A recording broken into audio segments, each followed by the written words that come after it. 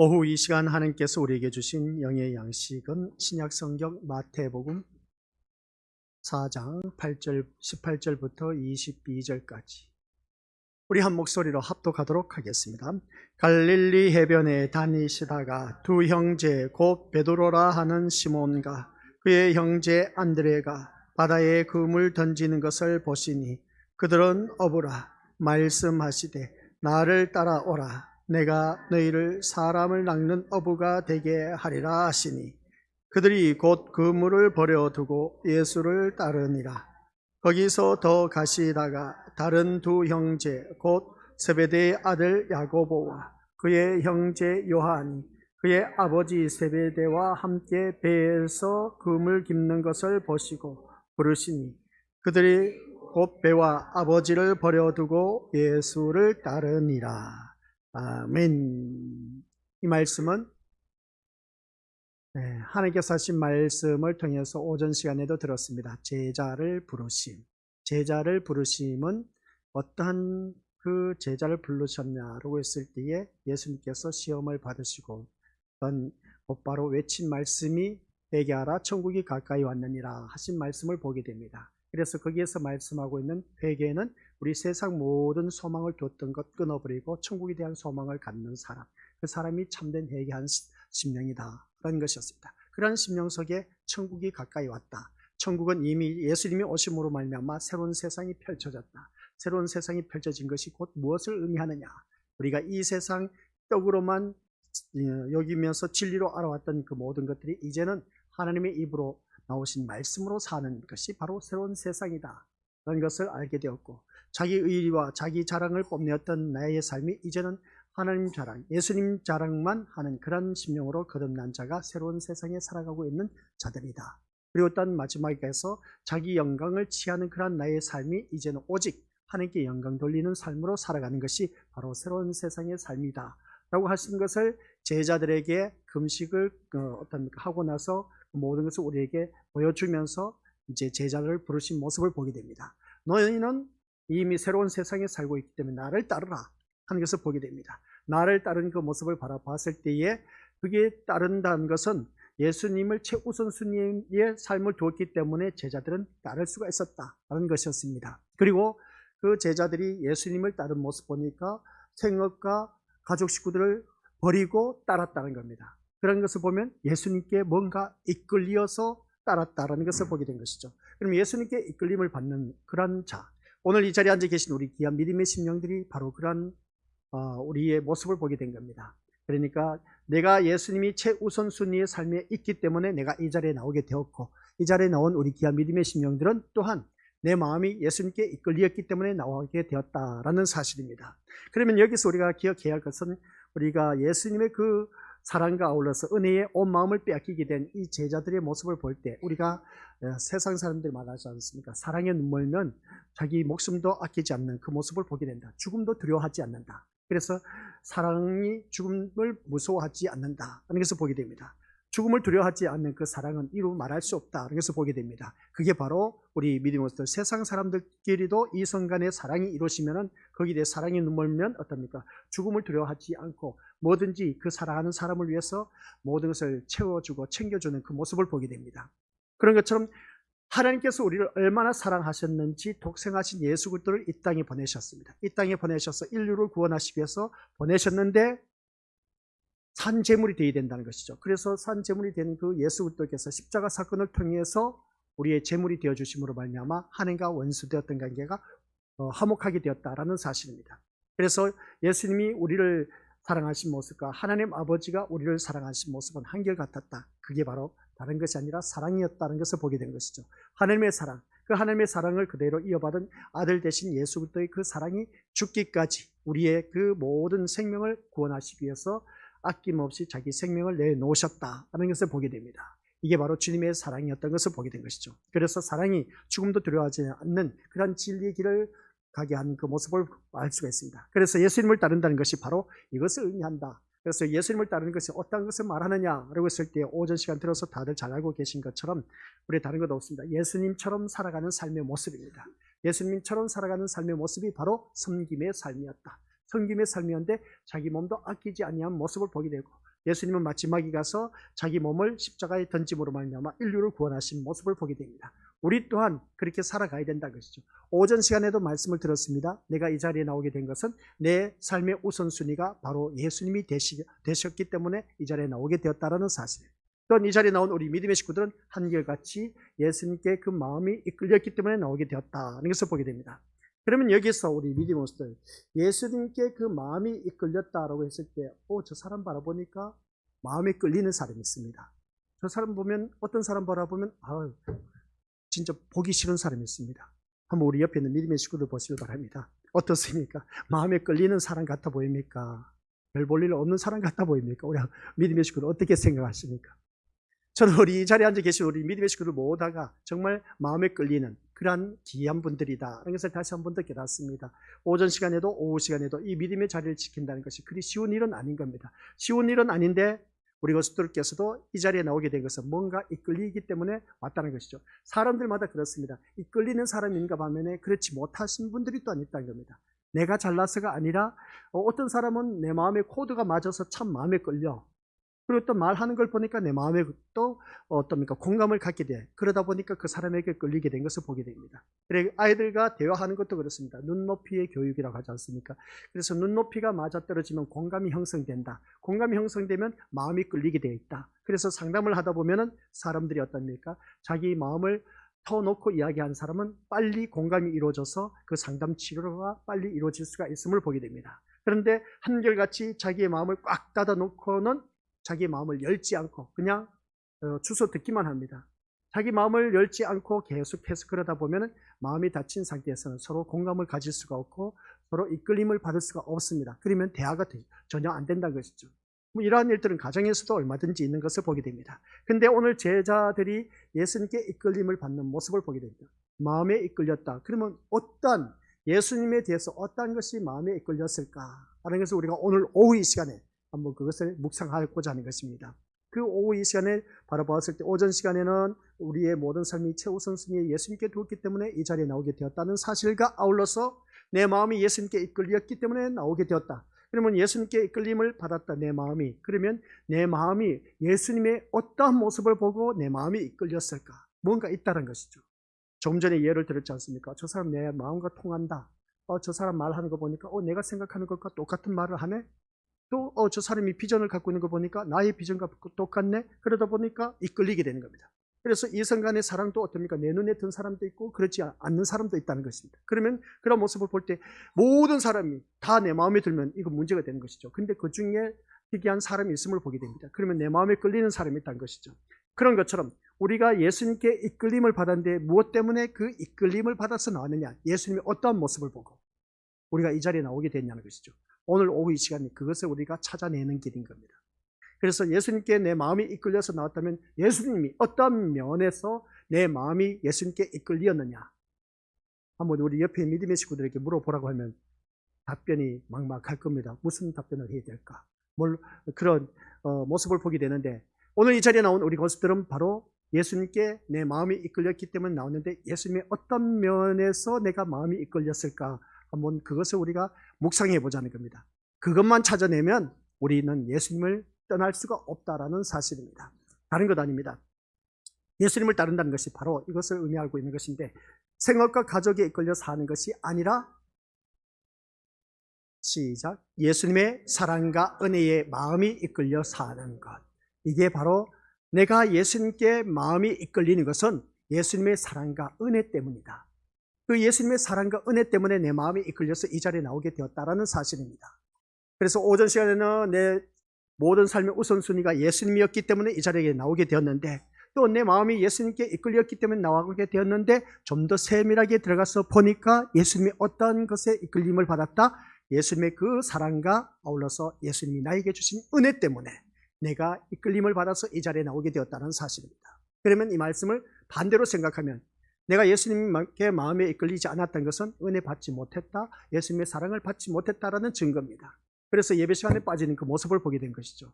그래 그 모습 보면 우리 믿음의 식구들께서는 그 예수님의 사랑과 또한 아울러서 그 은혜에 받은 것이 너무나 많다 보니까 그래서 우리가 이 자리에 그 마음에 이끌려서 나오게 되었다는 사실이죠. 그 은혜 가운데 가장 큰 사랑과 은혜는 무엇이었습니까? 십자가의 사랑이었습니다. 십자가의 은혜입니다. 그렇기 때문에 우리가 이 자리에 나와서 예배를 드리는 것이죠. 다른 것도 없습니다. 오직 이것만 있으면 우리는 어디를 가서든지 얼마든지 내가 어떠한 환경 여건 속에 있다 할지라도 이 예수님의 사랑과 그 은혜를 잊어버리지 않은 사람은 세상 어느 곳에 던져놔도 우리는 떳떳하게 그 주님 한 분만을 만족하면서 살아갈 수가 있다는 것을 보게 됩니다. 세상과 타협하지 않는다는 것이죠. 이러한 우리는 이미 세상의 모든 것을 버린 자라고 말할 수가 있음을 보게 됩니다. 세상의 모든 것을 버렸기 때문에 내가 이 자리에 나오게 된 것이지, 버리지 못했다면 이 자리에 나올 수가 없다는 겁니다. 그래서 제자들이 배와 아울러서 그물과 부친을 버리고 예수님을 따른 것은 그들에게는 새로운 삶의 길이 시작되었다는 것을 알 수가 있습니다. 그래서 세상은 생업과 가족을 버리지 못합니다. 그러면 그 사람을 향해서 아유, 저 사람이 가정도 제대로 돌보지 않고 저 도대체 뭐 하는지 모르겠다고 하면서 그렇게 말한 경우가 참 많이 있음을 보게 됩니다. 요즘 젊은이들의 그 가정을 이룬 것을 보면 다 자기 개인 중심, 이 개인주의로 나가는 것을 바라보게 됩니다. 그러다 보니까 가정도 돌보지 않고 자기만을 위하여 살아가는 자들이 또 있다는 겁니다. 오늘 젊은 사람들이 결혼식을 하게 되는데 결혼식을 해도 아이를 안 갖는다는 겁니다. 왜 그러냐? 아이를 낳아서 키우다 보니까 들어가는 것이 너무나 많다는 겁니다. 뒷바라지하려면 힘들다는 것이죠. 그래서 우리 아이 낳지 말고 우리 서로 이렇게 살다가 가자, 그렇게 말하는 것을 보게 됩니다. 이런 모습을 보면 창조 원리에 이배된 모습인 것이죠. 너희는 생육하고 번성하라고 했는데 그러지 못한 그 모습을 보면 참 안타까운 현실이고, 그러면 갈수록 이제 아이들이 사라진다는 겁니다. 없어진다는 것이죠. 다들 귀찮아한다는 것이죠. 자녀를 키운다는 것 자체가. 그러다 보니까 자기 가족을 돌봐야 되는데 가족을 생각하지 않고 자기만 그래도 행복하게 즐겁게 잘 살면 된다. 오늘날 젊은이들의 그 목표의 지향인 것을 보게 된 겁니다. 사서 고생하기 싫다는 것이죠. 그래서 오늘 우리 말씀을 들으면서 생업과 가족을 버리게 할 만큼 예수님께 뭔가 있었다는 것입니다. 그리고 물론 자기 뜻을 위해서 생업이나 가족을 포기하는 때도 있겠지만은 그것은 자신의 포부를 사랑하는 욕망이고 이기심 때문이라는 것을 볼 수가 있습니다. 반면에 오늘 제자들은 뭐냐라고 했을 때 예수님에게서 생업과 가족을 뛰어넘는 무엇을 봤다? 더 큰 것을 보게 되었다는 거예요. 더 큰 것을 보게 되었기 때문에 예수님께 따른 그 모습을 보게 됩니다. 예수님 그 말씀 한마디에 나를 따르라, 내가 너희들 사람 낚는 어부가 되게 하리라. 그 말씀을 따를 수 있었던 것은 예수님께 뭔가 더 큰 것을 보았기 때문에 그렇다는 것을 알 수가 있습니다. 바로 이건 것이죠. 예수님에게 생업과 가족을 뛰어넘는 뭔가 더 큰 것이 있었기 때문에 가족과 아울러서 생업을 포기한 채 그 모든 것을 뛰어넘어서 버리고 우리가 주님을 따랐다는 것을 보게 됩니다. 이것이 제자들에게 시작된 새로운 삶이었다는 것을 보게 됩니다. 또한 이것이 우리에게 시작된 새로운 삶이 되어야 한다는 것이죠. 그런 새로운 삶이 시작된 것은 오늘 이 자리에 앉아 계신 우리 믿음의 식구들도 날마다 이것을 누릴 수가 있어야 됩니다. 나에게 주어진 모든 시간이 새로운 삶이 시작되었다는 것. 그러면 새로운 삶이 시작되었다는 것은 내가 예전에는 그것을 못 느꼈는데 내가 이제 살아가면서 무엇을 추구하면서 살아가야 할 것인지, 무엇을 소망하면서 무엇을 목적하면서 살아가야 할 것인지 이제 그것을 알게 됐다는 겁니다. 그게 뭐겠습니까? 뭔가 나에게 새로운 삶이 시작된 것을 더 큰 것을 바라보았기 때문에 그렇습니다. 그래서 사람들이 살아가는 것을 보면 우물 안의 개구리라고 했지 않습니까? 우물 안의 개구리는 계속해서 그 우물 안에만 세계가 전부인 줄 압니다. 그러나 그 우물 안을 뛰쳐서 나왔을 때 보면 세상이 넓다는 것이죠. 그런 것처럼 우리가 이 세상 살아가는 삶 속에서 우리에게 새로운 그 무엇인가 발견이 되었을 때 뭔가 꿈과 포부, 비전이 있으면 그것을 향해서 계속 달려가는 것을 보게 됩니다. 그런 것처럼 우리 또한 살아가는 모든 삶 속에서 우리의 새로운 삶이 시작되었다는 것은 내가 이제 천국의 것을 바라보게 되었다는 것이죠. 천국의 것을 바라보게 되었기 때문에 이 세상 것에 연연하지 않게 되었다라는 사실이 누구냐 하면 사도 바울이었습니다. 사도 바울이 오전에도 말씀드렸지만은 그는 세상적으로 남들이 다들 바라보았을 때 부러워할 그런 인물이었습니다. 근데 사도 바울은 그 모든 것을 다 배설물로 여겼다는 것은 바로 무엇 때문이냐라고 했을 때에 사도 바울이 말씀을 바라보니까 셋째 하늘까지 올라갔다는 겁니다. 3층 천에 올라갔다는 거죠. 1층, 2층, 3층. 하여튼 셋째 하늘까지 올라갔다는 겁니다. 셋째 하늘까지 올라간 그것을 본인이 바라보았기 때문에 그 천국의 세계가 어떤 것을 바라보았기 때문에 이 세상 것은 아무것도 아니었던 것을 보게 된 것이죠. 그러다 보니까 사도 바울은 이 모든 것을 다 세상 것을 배설물로 여기고 차청해서 자기가 고생길로 들어선 겁니다. 그래서 오전 시간에도 말씀드렸지만 그는 헐벗고 굶주리고 추위에 떠는 것이 한두 번이 아니었고, 그리고 어떤 죽을 지경에 이르렀던 것이 한두 번이 또한 아니었다. 태장에 맞아서 엄청나게 얻어터진 것도 한두 번이 아니었다. 감옥에 갇힌 것도 수도 없이 갇혔다 하는 그 모습을 보니까 왜 그가 그런 삶을 살 수밖에 없었느냐라고 했을 때에 세상 것을 바라보았다면 그렇게 살지 않았을 겁니다. 근데 그는 셋째 하늘에 올라가서 그 모든 것을 보고 내려왔더니 이 세상 것은 아무것도 아니란 것이죠. 거기에 비하면 아무것도 아니다 보니까 그는 어느 누구든지 이 세상 것을 포기할 수가 있었던 것을 보게 됩니다. 세상 것을 배설물로 여겼다는 것이죠. 오늘 우리들에게 그러한 삶이 주어져야 되는 겁니다. 천국의 맛을 볼 수 있어야 된다는 겁니다. 천국의 맛을 우리 믿음의 식구들은 다 보았다는 겁니다. 그래서 우리가 기쁘고 죽을 때 배꼽 잡으면서 막 눈물 나도록 웃었지 않습니까? 천국이 따로 없다라고 했을 때 바로 그게 천국의 맛인 겁니다. 그런 것처럼 우리 또한 삶 속에서 좋은 일들이 날마다 이루어졌을 때 와, 세상 부러울 것도 없다 그렇게 표현하지 않습니까? 바로 그게 천국의 맛인 겁니다. 세상 것이 부러울 것이 없다라고 했을 때 그 부러울 것이 없는 삶의 모습이 바로 우리 것들 천국의 삶. 그것을 우리가 누릴 줄 아는 사람은 세상 것 연연하지 않는다 그랬죠. 세상 것에 얽매이지 않는다 겁니다. 즉 다시 말하면 이 제자들이 생업과 기업을 뛰어넘는 무언가 바라보았기 때문에 너는 나를 따르라 하는 주님의 그 말씀 한마디에 사람 낚는 어부가 되게 하리라 그 말에 그대로 순종하고 따랐다는 겁니다. 생업과 가족을 소홀히해야 한다는 그런 뜻이 아니란 것이죠. 만약 하나님보다 생업과 가족을 더 크게 여긴다면 생업과 가족을 위해서 하나님을 찾을 것입니다. 그리고 또한 하나님께 자기 생업을 도와달라고 하고 또한 내 가족의 안위를 보호해달라는 요구를 하지 않겠느냐는 겁니다.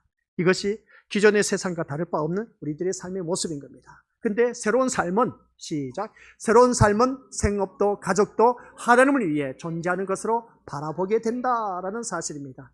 우리가 살아가는 삶 속에서 이제 새로운 삶이 시작됐다고 했습니다. 우리가 지난 시간에는 새로운 세상이라고 했습니다. 새로운 세상은 이미 예수님이 오심으로 말미암아 새로운 세상이 시작되었다는 것을 예수님이 그 시험 3가지를 통해서 우리가 깨닫게 되었습니다. 이제는 새로운 세상이 시작되었다면 내가 살아가는 삶이 새로운 삶이 되어야 된다라는 것이었습니다. 그러면 새로운 삶이 어떤 것일까? 내가 예전에 찢어지게 가난하게 살다가 부자스럽게 살아가고 있습니다. 이게 새로운 삶입니다. 세상 사람들이 바라보는 것. 내가 과거에 사업에 실패했는데 이제 사업에 성공해서 통통하게 누리고 있습니다. 내 자녀가 과거엔 공부 못했는데 이제 공부 잘해서 좋은 대학에 들어갔습니다. 이게 다 한결같이 세상 사람들이나 교회 다니는 사람들 바라는 소망인 겁니다. 근데 오늘 이 자리에 앉아 계신 우리 것들께서는 이러한 새로운 삶이 시작되었다고 해서 그것이 계속 끼어지느냐? 아니란 것이죠. 살다 보면 시간이 지나면 그게 하나의 각오로 지나가 버립니다. 그러면 새로운 것을 또 추가하고 있는 것을 보게 된 것이죠. 그런 것을 볼 때에 오늘 또한 우리는 이 세상 것을 통해서 새로운 것, 좋은 것만, 환경이 형통한 것만 바라보았을 때 새로운 것이 주어졌다, 새로운 삶이 시작되었다 그렇게 표현할지 모르지만 그러나 이미 우리에게는 새로운 삶이 우리에게 주어졌다는 것을 알 수가 있습니다. 이런 새로운 삶, 그러니까 우리가 더더욱더 하나님보다 생업과 가족을 더 크게 여긴다면 생업과 가족을 위해서 하나님을 찾을 수밖에 없는 우리들의 인생이 될 수밖에 없다는 것입니다. 그런데 이 새로운 삶은 우리 이미 것들 생업도 가족도 하나님을 위해서 존재하는 것을 바라볼 줄 아는 눈을 키워나가야 된다 하는 말씀입니다. 그러면 이 말씀이 무엇을 말하고 있느냐? 살아가는 모든 삶을 바라봤을 때에 나의 생업이나 가족은 하나님을 위해서 존재한다. 이걸 도대체 어떻게 우리가 해석을 해야 될까? 어떻게 해석을 해야 될까? 이 말씀을 바라보면 예전에 똑같은 가족입니다. 내가 살아가는 생업도 똑같은 사업장도 그렇습니다. 똑같은 사업장이고 똑같은 가족 식구인데 이제는 내가 새로운 삶을 살아가는데 이것을 어떻게 우리가 받아들이면서 그것을 맞이하느냐는 것이죠. 새로운 삶이 시작된 것은 이 나의 사업장이 이제는 그렇게 바뀌어야 되지 않느냐는 것이죠. 그리고 어떤 가족 식구를 바라봤을 때도 우리 이것들 하나님을 위해서 존재하는 그런 것으로 우리가 느껴져야 된다는 겁니다. 근데 그게 그렇게 느껴지느냐는 것이죠. 어제 출근했던 그 사업장이 똑같은 사업장이고 어제 가족 식구들이 오늘의 가족 식구들 똑같은 가족 식구들이라는 겁니다. 근데 이 모든 것을 바라볼 때에 하나님을 위해 존재하는 것으로 바라볼 줄 아는 자가 되라는 것입니다. 하나님을 위해서 존재한다라는 것을 어떻게 이 말씀을 우리가 바꿔서 바라볼 수가 있느냐는 것이죠.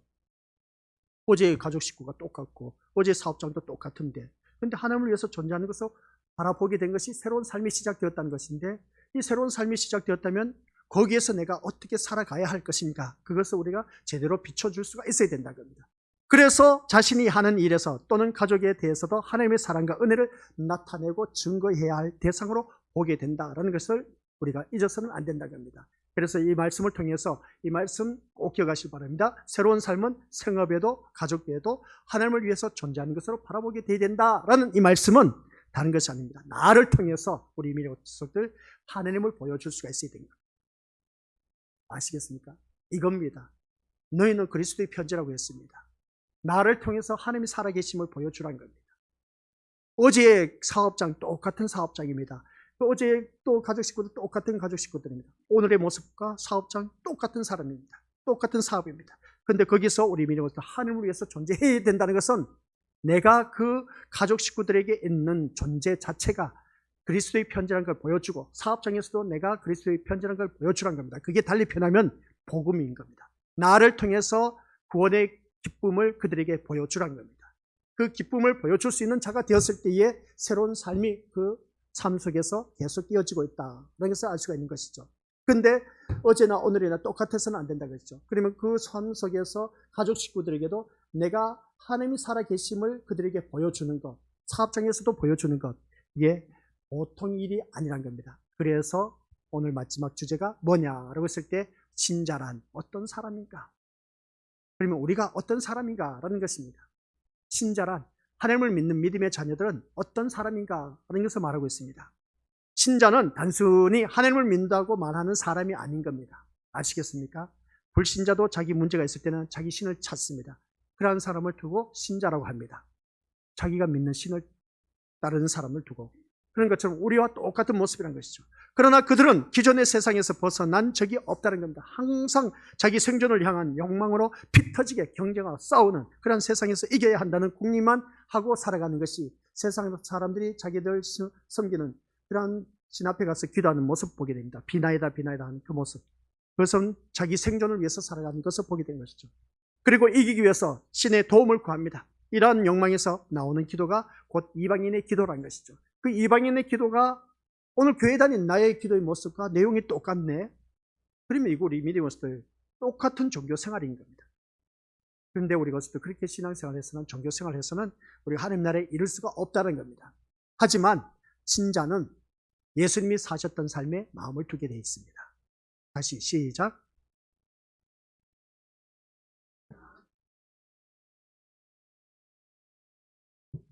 예수님의 삶이 곧 자신이 살아가야 할 길인 것을 알고 그 길을 갈 수 있기를 소원하는 사람. 이 말씀인 겁니다. 우리는 예수님이 사셨던 삶에 마음을 두는 것, 달리 표현해서 자신이 살아가야 할 길이 무엇인지 또 그 길을 갈 수 있기를 소원하는 사람이 되었을 때에 우리가 예수님이 사셨던 삶에 마음을 두게 돼 있다는 겁니다. 이게 바로 우리에게 주어진 새로운 삶. 아시겠습니까? 새로운 삶이란 것은 다른 것 아닙니다. 우리 것들 가난한 사람이 부자 되는 것 새로운 삶이라고 말하지만 세상 사람들이 바라는 것이 그러한 것을 보게 됩니다. 그러나 우리에게는 새로운 삶은 이제는 그게 아니란 겁니다. 예수님이 사셨던 그 삶을 내 마음에 두는 것. 그게 바로 우리가 예수님으로 인해서 예수님의 그 삶이 곧 내 자신의 그 삶이 되어야 된다는 것. 이런 것을 볼 때 그 길을 갈 수 있기를 소원하면서 오늘 또한 내가 주님 앞에 나와서 예배드리며 예수님이 살아가신 그 삶의 길을 걸어가려면 어떻게 살아가야 될 것인지 그것을 깨닫는 사람. 이게 바로 오늘 우리에게 주어진 새로운 삶의 시작이라는 것을 보게 된 겁니다. 제자들이 부르심을 받았을 때 그들에게는 새로운 삶이 시작되었습니다. 그런 것처럼 우리 또한 예수님의 부름을 받아서 이 자리에 나오게 된 것 또한 새로운 삶이 시작되었다는 것이죠. 이러한 우리는 세상에서의 경쟁과 싸움에서 이기는 것에 마음을 두지 않는다는 겁니다. 세상 것에 연연하지 않는다는 것이죠. 사도 바울이 바로 그러한 삶을 살았다는 겁니다. 오직 예수님의 사랑과 은혜를 나타내고 증거하는 삶을 살아가기를 간구합니다는 말씀입니다. 뭐라고요? 예수님의 사랑과 은혜를 나타내고자 하는 그런 증거하는 삶. 그래서 너희가 땅끝까지 이르러 증인된 삶을 살라는 것이 바로 그겁니다. 예수님의 사랑을 제대로 느낀 사람만이 또한 예수님의 그 어느 누구든지 은혜를 제대로 받은 자만이 그것을 주위 사람들에게 나눠주게 되어 있습니다. 어설프게 예수님의 사랑을 받은 사람, 어설프게 예수님의 은혜를 받은 사람, 어설프게 전하게 되어 있습니다. 그러나 내가 진짜 그 하나님의 그 사랑과 은혜를 깨달은 사람은 정말 어설프게 전한 것이 아니라 똑부러지게 전한다라는 것을 보게 된 것이죠. 그런 우리가 되어야 된다는 것입니다. 이것이 바로 제자들의 모습이었습니다. 그물과 배와 부친을 버리고 예수님을 따른 제자의 모습이었습니다. 이러한 삶이 우리의 의지로 되는 것이 아니란 것이죠. 앞서 말한 대로 우리의 마음이 예수님에게로 이끌려야 한다는 말씀입니다. 예수님에게 이끌려야 한데 우리 믿음으로서 예수님에게 이끌리는 것은 바로 그 예수님의 사랑을 제대로 느낀 사람, 예수님의 은혜를 제대로 맛본 사람만이 우리 미니모스들 예수님께 이끌리는 것을 바라보게 됩니다. 그 예수님께 이끌린 삶의 모습은 한결같이 예수님의 삶의 모습으로 살아가는 사람.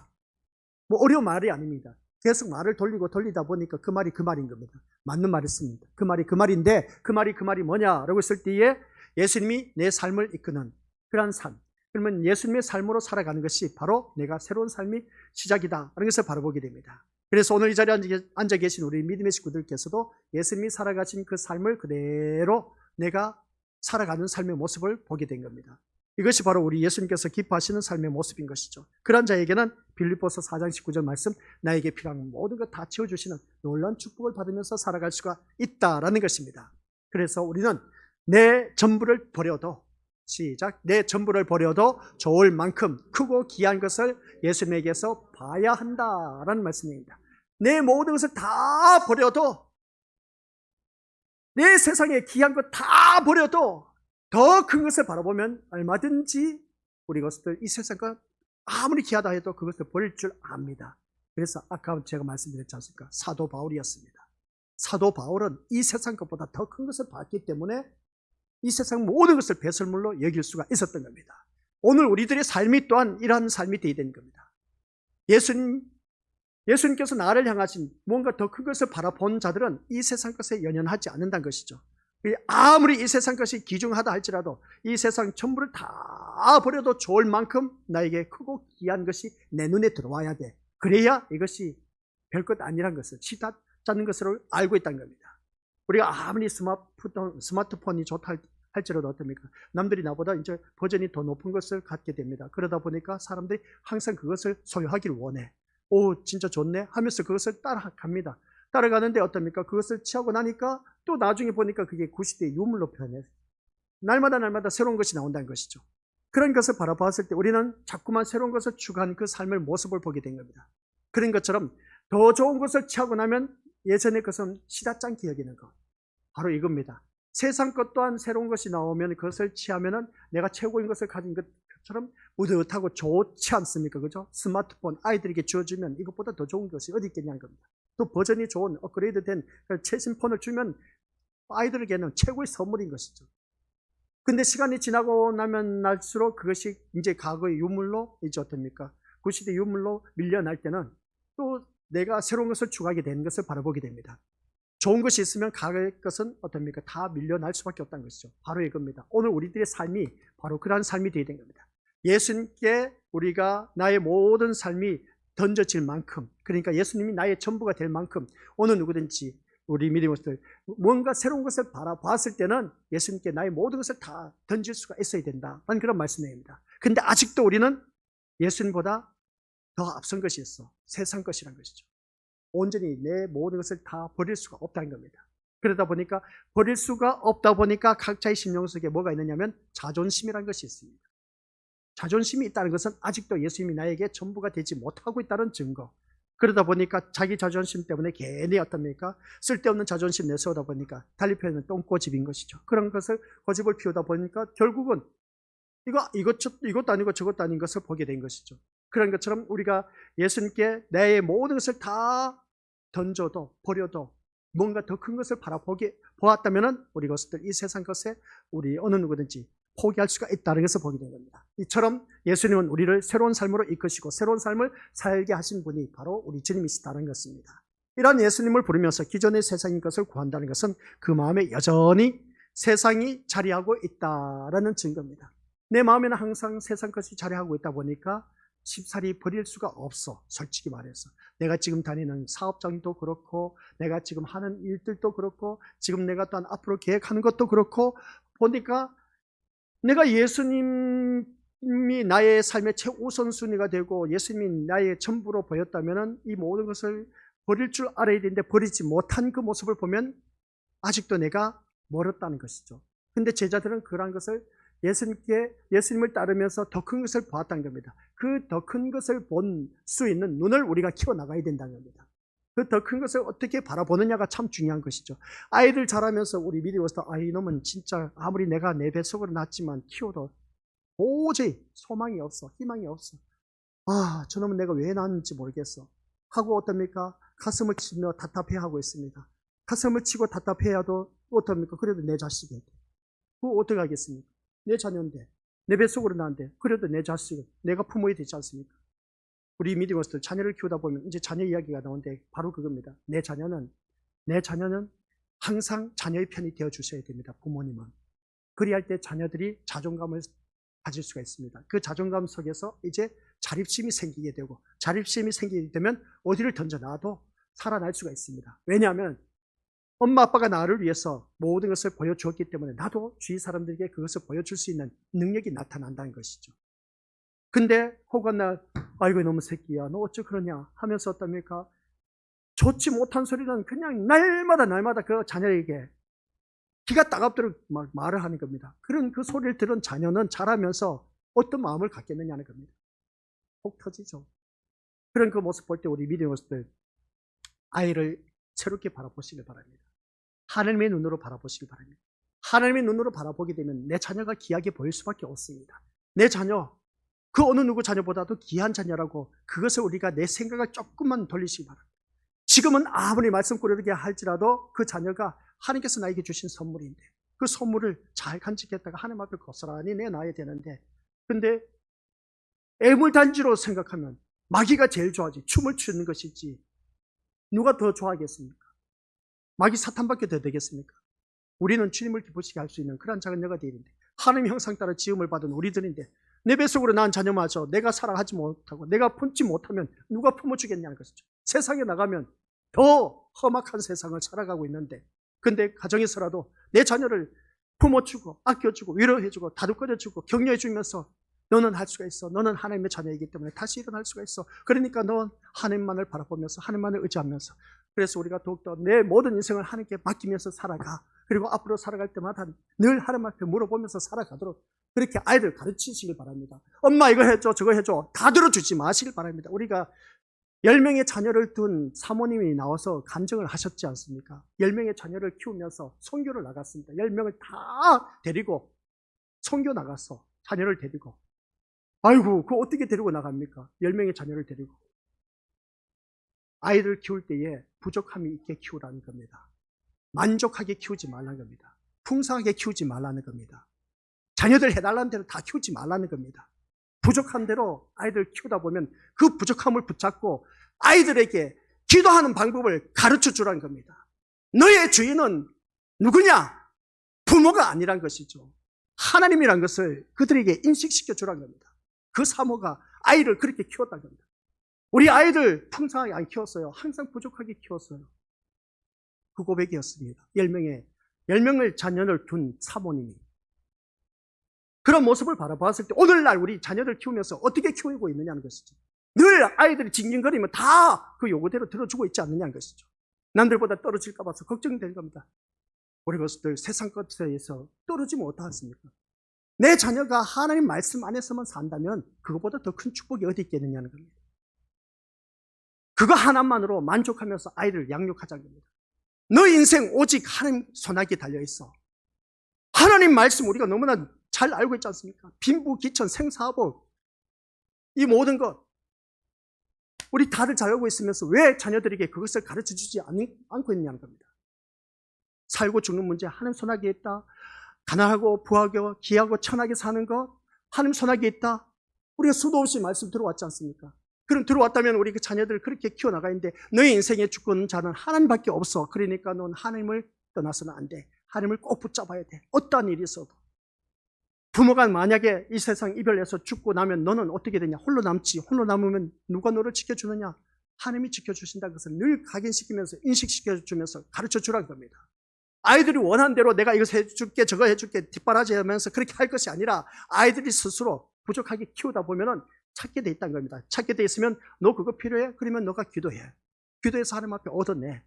이렇게 우리가 아이를 키울 수가 있어야 된 겁니다. 근데 우리가 살아가는 삶의 모습이 그렇게 안 돼요. 현실이 너무나 힘들다 보니까 그렇지만은 그러나 우리 것들 그렇게 키우시길 바랍니다. 자녀들이 하나님을 찾아갈 수 있도록 키워야 하는 것이죠.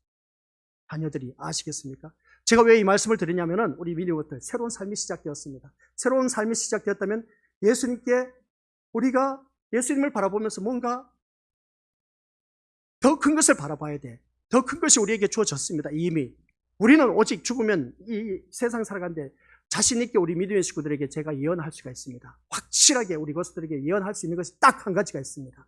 우리 모든 믿음의 식구들에게 저는 확신을 갖고 있습니다. 우리 믿음의 식구들 모두에게 예언을 할 수가 있습니다. 그게 뭐냐? 사람은 죽는다는 겁니다. 사람은 죽습니다.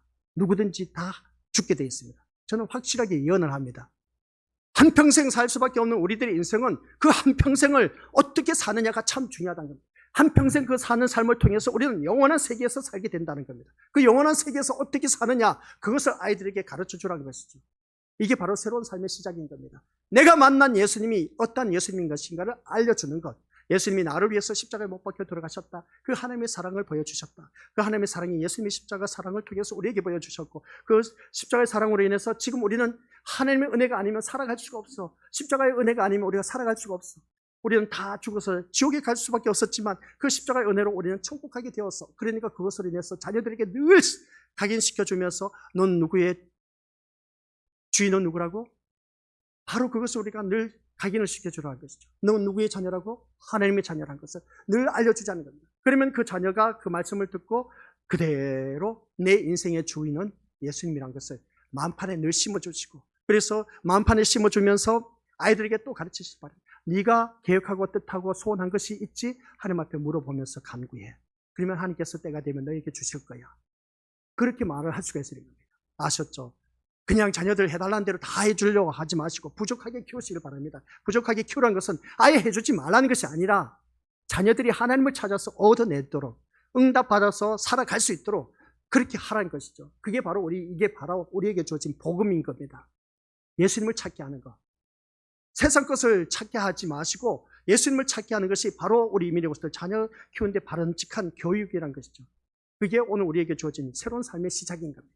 이 아이도 새로운 것을 날마다 체험할 겁니다. 늘 예수님을 찾고 또 찾다 보면 그 아이가 세상에 어디든 환경 여건에 던져놔도 힘들고 아무리 어렵다 할지라도 우리 것들 내 자녀는 살아갈 수가 있습니다. 아시겠습니까? 다른 것 없습니다. 오직 우리에게는 예수님 한 분만으로 만족하자는 것이죠. 그래서 오늘 이 자리에 앉아 계신 우리 것들, 여러분이 믿음의 길을 가신다면 그것은 여러분 앞에 새로운 삶이 전개되었음을 뜻하고 있다는 것 꼭 기억하시기 바랍니다. 내가 믿음으로 살아간다는 것은 내 앞에 새로운 삶이 펼쳐져 있다는 겁니다.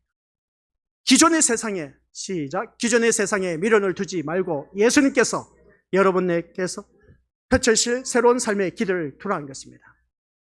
아시겠습니까? 예수님께서 우리에게 펼치실 새로운 삶의 기대를 갖고 살아가시고, 지금 아이들 바라보면은 예배 태도가 영 마음에 안 들어. 장난치고 떠들고 옆에 사람하고 이야기를 하고 뭐 얼마든지 할 수가 있어. 근데 이 자리에 나온 우리 아이들 바라보면 기특해. 단데 가지 않고 단데 놀러 가지 않고 이 자리에 나오는데 새로운 눈으로 바라보자는 겁니다. 얼마나 좋은지 몰라. 이 아이들이 나중에 자라나서 어떻게 변화되고 성숙할지 누가 알겠습니까? 우리가 아이고 저놈 자식 예배드린 태도 보니까 걸러 먹었어. 아니요, 그건 자기 생각인 것이지. 그렇게 생각한 사람이 걸러 먹었어. 근데 이 아이들을 하나님의 눈으로 바라보면서 하나님의 자녀인데 이 아이들이 나중에 자라서 하나님이 어떻게 기뻐하신 모습으로 자라날까 기대를 하면서 우리가 거둬들일 때, 품을 때에 이 아이들이 어디를 가겠습니까? 우리가 이 아이들을 품지 못하고 계속 팽개쳐버리니까, 내팽개치고 예면해버리니까 세상에서도 버림을 받고 자기 멋대로 살아가고 있다는 것을 보게 된 겁니다. 그렇게 키우지 말자는 것이죠. 늘 품을 수가 있고 그 아이들을 안아줄 수가 있고 격려해 줄 수 있고 위로해 줄 수 있는, 다독거려 줄 수 있는 그런 우리가 되었을 때 이 아이들이 그 예수님으로 말미암아 새로운 삶을 살게 되는 것이죠. 집에서 느끼지 못한 그 사랑을 교회에 나와서도 느끼게 해주었다면 그 아이가 집에 가서 어떻게 변화되겠습니까? 이놈이 교회 다니더니 뭔가 많이 변화되었네. 바로 그거인 것이죠. 그것을 우리가 교회에서 보여주자는 겁니다. 우리가 주님의 사랑을 받았다면, 그 사랑의 은혜를 받았다면 이 아이들에게도 우리가 보여주자는 겁니다. 그게 우리에게 주어진 새로운 삶의 시작입니다. 새로운 세상이 시작되었습니다. 예수님이 오심으로 말미암아. 그러면 또 제자를 불렀습니다. 제자를 부르신 이유는 새로운 삶이 시작되었다는 것을 알려주고 있습니다. 그게 우리가 단계별로 나뉘어져 있습니다. 새로운 세상, 새로운 삶. 그 다음 우리가 어떤 삶이 주어질까? 그러고 있을 때 그것은 우리가 성경 말씀을 계속 들여다보면 5장에 가서는 팔복음이 나옵니다. 윤리 도덕을 강조한 것이 아닌 겁니다.